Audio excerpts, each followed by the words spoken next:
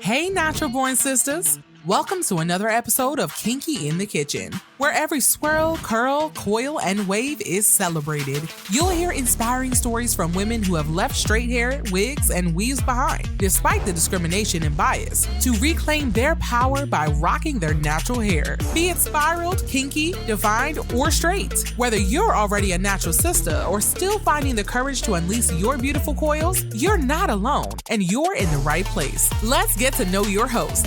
She's passionate about inspiring Black women to rock their natural hair with confidence, teaching our Black natural hair-wearing women how to show up despite hair discrimination and biases. She's natural like you and rocks her kinks in the kitchen loud and proud. She's Lisa E., aka Natural Born Sister. What's up, Natural Born Sisters? It's your girl Lisa E., aka Natural Born Sister, aka Living My Best Life. Welcome to the Kinky in the Kitchen podcast, the show that highlights Black women who are rocking their natural hair with confidence despite discrimination and bias. Last time we chatted, I talked about my natural hair journey and all the things that came along with it. I had one hell of a personal story, y'all, and you don't really know it until you speak about it. And my hair has been through hell and back with all the things that were done to it. All my story did was show me that I can do what I wanted when it came to my natural hair. Because at the end of the day, I'm loving it. It's healthy. It really gets what it needs. And I have chosen a go-to style that I'll wear for years to come. So getting pregnant, moving back and forth, and dropping out of school were the things that brought me here to embrace my natural hair. You know, I've been a shy kid for my entire childhood. I don't know why, but I was. So I hated to talk about the things that made me uncomfortable. Fast forward, maybe into my late 20s, I felt like I was shy. So I looked that shit up, right? And on Google, it said something about being reserved or having or showing nervousness or timid behavior in the company of other people. Okay. Then I said, oh shit, I grew out of that. I can't believe I used to be timid around other people because I don't have that now. I was never nervous though, but timid nevertheless. However, through this behavior, for some reason, I would always show up. And showing up meant that I did what I had to do. If I had to do a presentation at work, I did that shit. Scared and all. And I found out even the most successful people still show up scared. That gave me a bit more courage. I love to show up on stages now, but it has to be a lot of people. But to some people, this might sound weird, but I'm not too good with the intimate crowds, although I did nail it a few times in life. So talking about sex was not the way to go for me. You know, how your parents, family in general, make it seem like it's a bad thing. Yeah, that part. I remember when I was a teenager and a guy that lived in my building tried to get with me for some years. The same guy that got me pregnant that I talked about in the story. Remember the story? Even before I moved in that same building, he would come around the corner where I lived at the time and always bothered me. And I never understood it. I was still young. I wasn't even exposed to stuff like that, right? I thought he was just being a pain in the ass. But it turned out he's just like me. But I remember one time I was at home, right? It was me, my brother, and my parents. The phone rings. But this is the time when we lived in the same building together. So I'm kind of fast forwarding, right? So the phone rings. I answered it because I knew it was for me. It was always for me. I was so slow. He called, right? And had his cousin on the phone with me. It was like they were two horny toads trying to see if they could have sex with me. So the whole time I'm on the phone, my mother is listening on the other phone in the living room. I had no idea she was listening because that was my mom's, you know? And these two knuckleheads would constantly ask, what's the cherry? And just laugh like fools. So I said nothing and just stood there and listened to them. I guess I was trying to figure out if they were just playing and I was going to get to the real conversation with the guy. So I just listened to them act like fools over the phone. So I think my mother made me hang up and she was so upset. I don't blame her because They were being extremely disgusting over the phone, and it was my intention to hang up several times. But then, like I said, I thought they would switch up with something else, and I thought the conversation would change, but it continued to be left. Things always go left. Anyway, for me, but it went back and forth with the same question: what's the cherry? So at this time, I was still a virgin, right? So my mother brought me back into my room, and she asked me, "Do you know what cherry is?" I was quiet. I think I kind of hunched my shoulders a little bit because I had no idea. Shit, no, I knew. Stop playing. Kids in school talk about stuff like this all the time, so I knew. But did I want her to know I knew? Hell no. So I played dumb as hell. And mother, if you're listening to this, my bad. It was just a sex that was made to be embarrassing to talk about. Any conversation that led to sex, even though I was a virgin at the time, I think that's probably made it worse. It was just not an option for me. So I said no. I think she was trying to explain it to me at the time, but I barely listened because I was so uncomfortable. I felt like taking a bath after that mess. I felt like I was being touched. So anyway, so here now at my age, I'm talking about sex and natural hair, and I feel comfortable. I'm too old to be shy, in my opinion, when it comes to sex or even talking about it. I never got the sex talk before, which probably led me to getting pregnant at an early age, but I digress. So I decided I wanted to talk about sex and natural hair. That's right. I wanted to let our sisters know that they are new to it. No, I want them to know if they are new to it or if they've never had experience it at all. Excuse me. I'm really trying to get this together. Well, maybe I'm still a little nervous, but I don't think I'm nervous at all. I just think having this conversation is pretty new for me. So being the way I used to be, and it's like, right in my face, right? So it will, the sex and the natural hair, if you're natural, it will be intertwined with the experience. Now, it's no different than wearing a wig. The only difference is that if the wig is not sewn down, it just may come off. But the similarities are real. So we're talking romp and shop type of activity that can sweat your hair. And if you're 4C like me, oh yeah, you got some issues there. And I'm not talking about protective styles. I'm talking a straight up natural styling of your hair. However, if you're not ready for that, then protective style may be the way to go for you. So me, I can't afford to constantly get protective styles because I like expensive styling. So I'm all natural. I am in the 4C struggle when it comes to shrinkage and molding. So, my struggle is real. Since we're on the subject, let's talk about how 4C hair could work when having sex. You see, even when you sleep, you see how your hair is when you wake up. Now, again, I'm talking to the 4C sisters. So for me, my go-to style is the mohawk. And one of the reasons that it is the mohawk is because I am a side sleeper for the most part. So if my hair maintains the style under the bonnet that I sleep in, most likely when I get up, it will remain that way.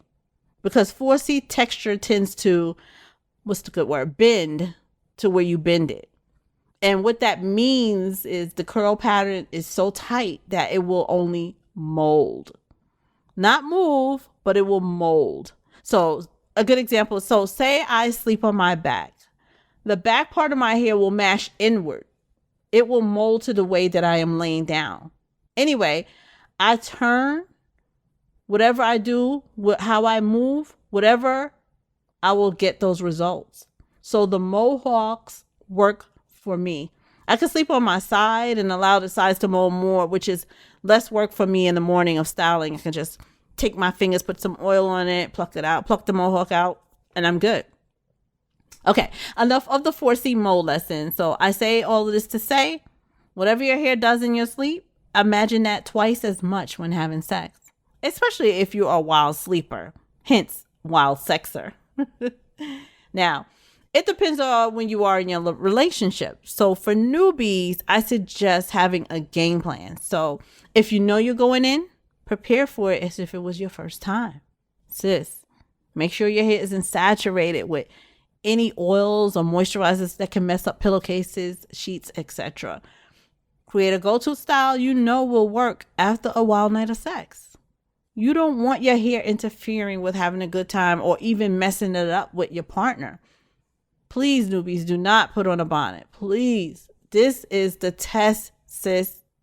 The real test. And this will help you with your confidence game. And if you like it, he'll love it. Trust me. Remain confident. Your hair does not matter. But if you are the type that wants to do it up, I feel you. So the best styles for natural hair sex are like updos, such as a ponytail if you want to add hair to it.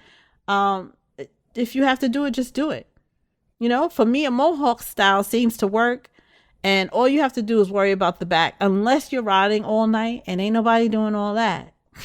Well, I don't know. I must be getting old. Anyway, when you get in there, just focus on the sex part. Don't be in there moving your hair around because it got messed up from being turned a certain way. No, sis.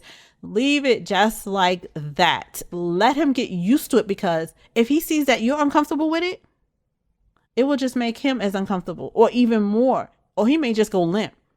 So look, my first experience was wearing my bonnet. Don't judge. He knew the routine at night because, you know, before going to bed, I would brush my teeth, wash my face, throw on my bonnet. But this was a relationship for nearly 8 years at the time. Would I have done it as a newbie? Hell no. I remember wearing wigs as a newbie in a relationship. And I would sleep in the wig like it was my hair.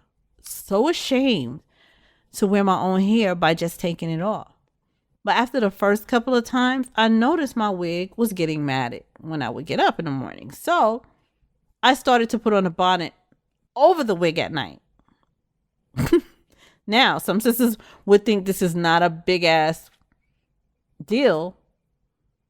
But when you're menopausal and suffering with hot flashes, with a long ass wig and a bonnet on top of it, you must be smoking something to make yourself suffer like that in the mid of summer in New York. But I wasn't. I just wanted him to think that it was my hair. That's all. That's it. I know most of us went through that. He did. He didn't know about it, all that stuff, until I told him about a year later. Excuse me. Now he can spot a wig from down a block these days. Me and my big mouth. But there are no real secrets about wigs these days. It's like we're all used to it now. Like it used to be, you know, if somebody was to ask you if that was your hair. But it's not like that nowadays. So it's cool. So back to the experience. As long as the bonnet does not come off, you are good. Has it come off for me? Yep. But I put that sucker right back on. I still wasn't comfortable with the embracement of my hair because I guess I felt he would not have liked it. And since he was used to the bonnet already, that was my getaway piece. So yeah, I would put it back on with the quickness. And all I can say is go all the way in the way you wear your hair. Tease it back when you're done. When you're done, not before. Or whatever it is you do to make it look the way it did originally. Do it when you're done. Now, for our 4AB ladies, it's not much of a hassle as your hair does not mold as tight as us 4C women. You can have fun with it. I used to be jealous of you 4A and B sisters with your manageable manes and your fluffy ass styles. I love the way those hair types move. They are very flexible. So your sex game may be a little bit different. And it doesn't matter the length for you because you can rock a pixie cut, ponytail, or just have it out. Whatever the feeling is at the time, you are good. So wild out with it if you have to. Show him your wild side. Don't do anything to it. You feel me? But look, I laugh because I'm serious. Those 4 hair types are great for sex though. Seriously. I'm not putting us 4Cs down. I'm just saying that our hair does not move the same. Now, if you're multi-textured, then it depends on what is where. And I don't mean a chemical treated texture. I'm talking natural. Because my hair in the back is in that kitchen back there is super thick and coily. So if I'm styling with a comb twist or a 2-strand twist, the front most def looks like it looks really tight and different in the back, right? My hair is thinner at the top, so the curl pattern tends to be a little bit more loose. It's still defined though, but it's man, I wish I could just show you, but it's very different in the back than it is the front. So I still get style strategy up there, and I'm working on making sure it doesn't get thinner than it already is. Well, you know, when you age, but there's so many things now that we can try that can stop it. But according to my hairdresser, it's doing well. Okay. So for those who are natural or thinking about going natural, you should be able to work this out when it comes to being intimate with your partner. Or maybe you are that type that likes to switch it up. Throw on a wig. Tell them that is what you're doing. Make it part of the sex. Maybe this is more comfortable for you. And if the wig comes off, you both can laugh about it. Just make it fun and sexy. That's all I'm saying. Okay? Don't hold any secrets about it. You know, our community still struggles with our natural hair embracement. And everybody is different in the way they handle things in life. Like for some, not only we weren't taught, but our mothers, grandmothers were not taught as well. And it continues backward to who took care of them. But what about those with additional traumas and dealing with stigma of their own kind, their own families even? Like, what if you had an uncle that always told you weren't pretty enough, or a cousin that always put you down because you were never able to get it right because your side of the family could not afford it, so you did the best you could with it? And what about the friends who can tell you why you don't straighten? Actually ask you why you don't straighten your hair. Me? I was guilty of stigmatizing those who could and who chose or had no choice but to wear their hair natural. I thought they were committing a crime. You remember what I talked about in episode 8? That I thought this was like criminal acts of going out with your hair like that. So I would tease them by using terms such as TWA or happy to be nappy. I mean, I had a whole list, but that's just a couple. Because I was lost, not educated about my own hair. So how are they supposed to feel about it? You know, and trauma can stick with you your entire life and never allow for change to happen. And in some instances, sex with the opposite sex or just sex in general, it's not an option because of past traumas. So how do you prepare other than choosing the right style, right? Here are a couple of great tips. Think about the positions you can do prior to still have great sex, right? Don't ruin the moment with conversations about your choice of hair coverings, like a bonnet. Instead, sleep on satin sheets. This is a great alternative to sleeping in a satin bonnet. And it also creates the sexy ambiance, right? And also, another fly idea is to keep the satin pillow at your partner's house. These are all great tips to soften some of the blows. Say you're stuck on not leaving your coils out in style. Do something classy like one of those crown braids or chunky 2-strand twists so that your ends can be protected throughout the night and you will look elegant while you snooze, unless you snore like a bear like me. Look, this helps because, again, 4C molding will have one side of your hair matted to your face. So don't allow your hair to ruin your sex life, period. Tell him that it's impossible to run his fingers through your hair. And then you will have to help him get his hands out of there and explain to him that it's not a white woman's hair.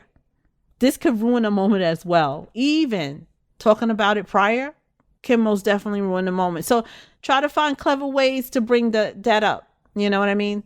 Be sexy about it or not.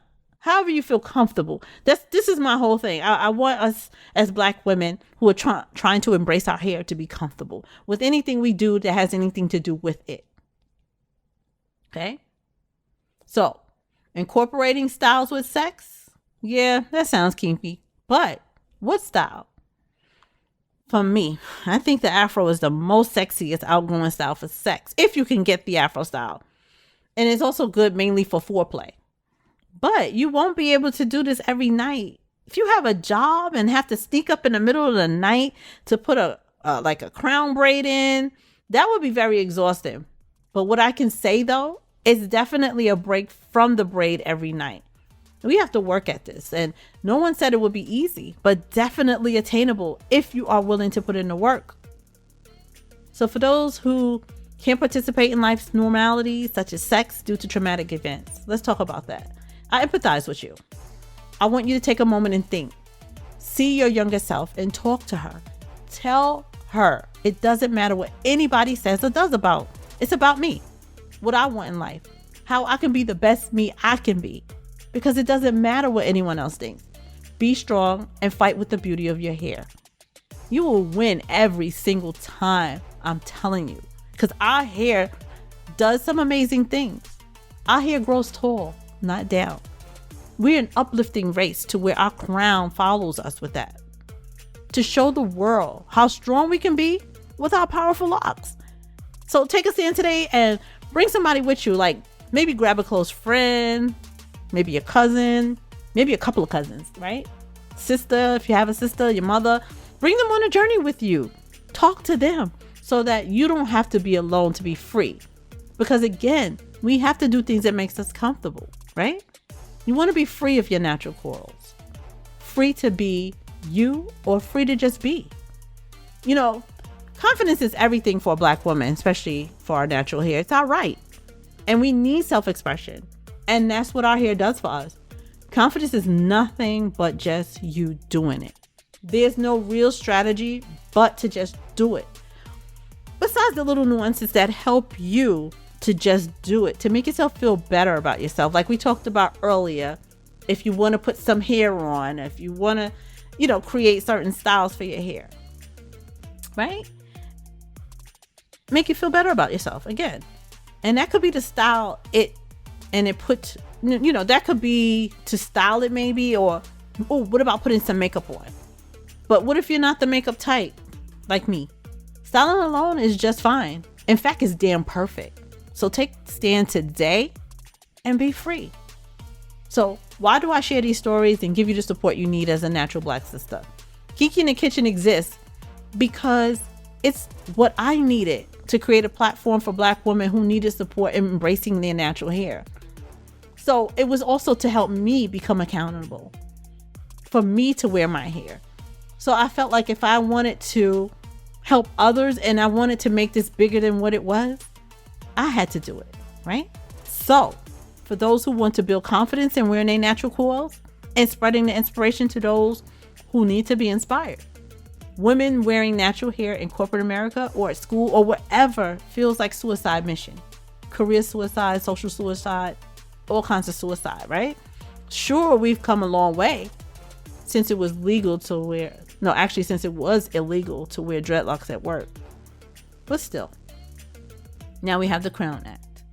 Shit, I hid under my wigs and pretended to be someone I'm not for years on end. I thought they liked me better that way. I thought I'd be happier.